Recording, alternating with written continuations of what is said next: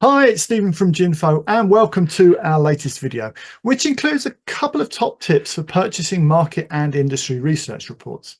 Now you can go over to ginfo.com to see the full report, which is packed with more insights and actions to inform your process.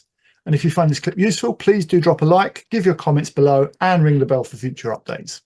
Now, the Ginfo community told us about their processes for evaluating these reports, and we were joined by Oliver Gurdon, founder and CEO of the business research company, to get his perspective on this issue.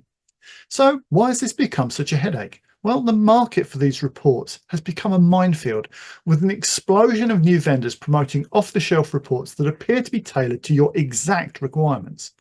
These vendors are using search engine optimization to increase the incidence of their reports, which are designed to be easy to find, increasing their appeal to end users doing their own research. In view of these companies, the search engine optimization is the defining factor in their success, because that's how they get customers, is to have the right titles in the right places. The second change is the proliferation of new vendors. So a user goes off into the internet and they come across something that seems to tell them exactly what they want to know, and that's what companies are trying to do, because that's the most effective marketing strategy for them. So there's a huge proliferation of these companies, and you do definitely need to be very careful with them. So we have the perfect storm. Reports are designed to come readily to hand via search engines, which actually says more about their tagging than the quality of their research. Think of them as a kind of a clickbait, if you like. And the explosion in companies flooding the market with affordable but low quality research. Reports that are often tweaked, repackaged and republished to broaden their appeal. Whilst the more reputable vendors find it harder and harder to get noticed above all the noise. So here are a couple of things you can do. First, always scrutinise the authors and publishers. Do they have named experts, or are the authors suspiciously anonymous?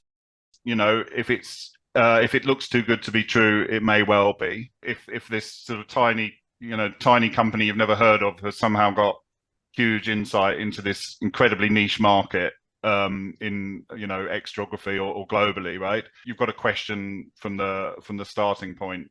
Why would they have that? Why would they be able to give really accurate research in that area? So that's a question mark. Second, conduct a smell test.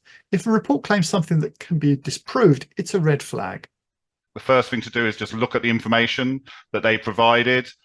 Is it coherent? Is it well presented?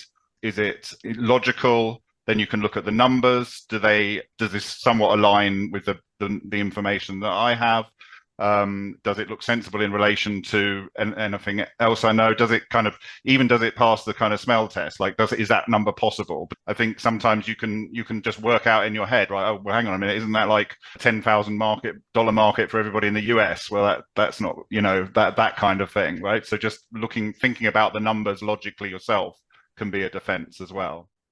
So verifying the author's credibility and vendor track record, combined with a basic smell test, will put you well on your way to making a smart decision. Go to ginfo.com to read the full report and the 6 critical actions you can add to your process for dealing with these requests. I'd like to thank the Ginfo community and Oliver for their insights, and don't forget to comment, click like and ring the bell. And finally, thanks for watching, take care and see you next time.